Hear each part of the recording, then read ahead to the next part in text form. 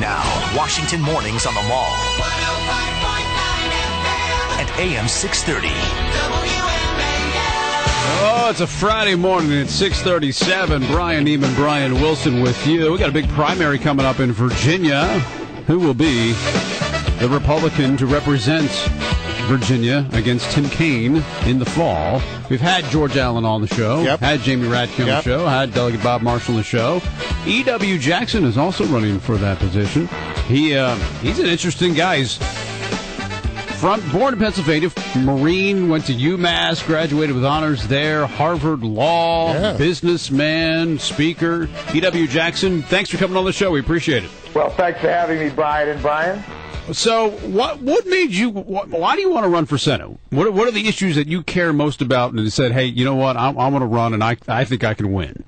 Well, what propelled me is very simple. I love my country. I served my country as a Marine, and I think the country is in deep trouble. I think we've got terrible leadership right now. I think Democrats are leading us over a cliff, and Republicans in some ways are failing to sound the alarm. And I just felt there's a need for citizen statesmanship instead of career politicians to step in and say, look, we've got to do something about our problems here. So that's kind of what propelled me. And of course, what distinguishes me is I think I'm the right person for this moment. I'm the only veteran. I'm the only former small businessman. I'm obviously the only pastor who is running. And I reach a wide variety of constituencies that the other candidates do not. But in addition to that, I think I speak to a lot of people, minority people, black Americans, Hispanic Americans, who have been lied to about conservatives and Republicans and told that we hate them, that we're bigots.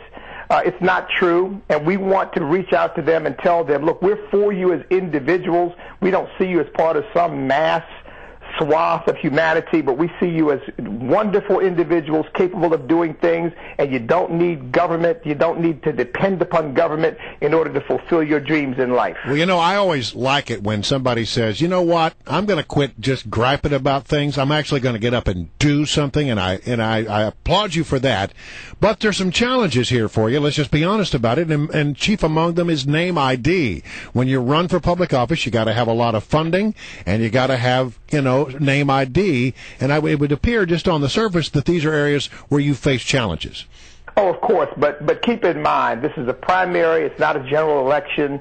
That's where you're going to have to reach millions of people. This is about the Republican and conservative family.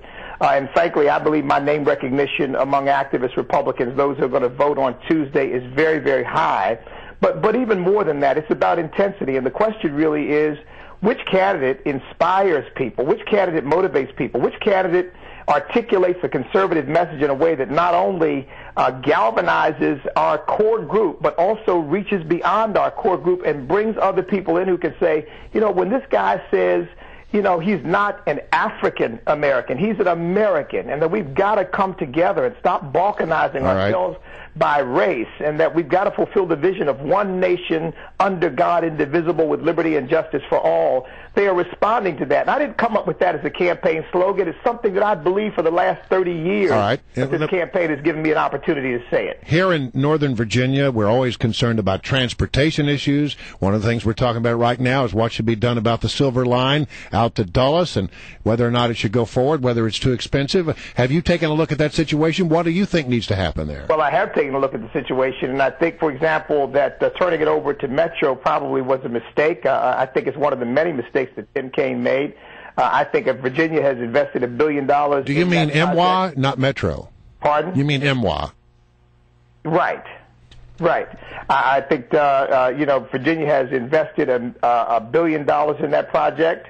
And I think Virginia ought to be involved in determining exactly what is going to happen with it. I haven't studied it closely enough to know whether it should go forward or not, but I do know this. When taxpayer dollars are put into a project, we need to make sure that it's following the laws of Virginia with regard to being a free work state and making sure that people have an opportunity to compete for those positions and those opportunities. Right. I think that's been messed up in this case. If the Supreme Court does not shoot down Obamacare, maybe that happened next week. It could happen next week. Would you vote to repeal Obamacare? Oh, I would add that would be one of the first pieces of legislation I would seek to pass. Would it be repeal and replace or just repeal?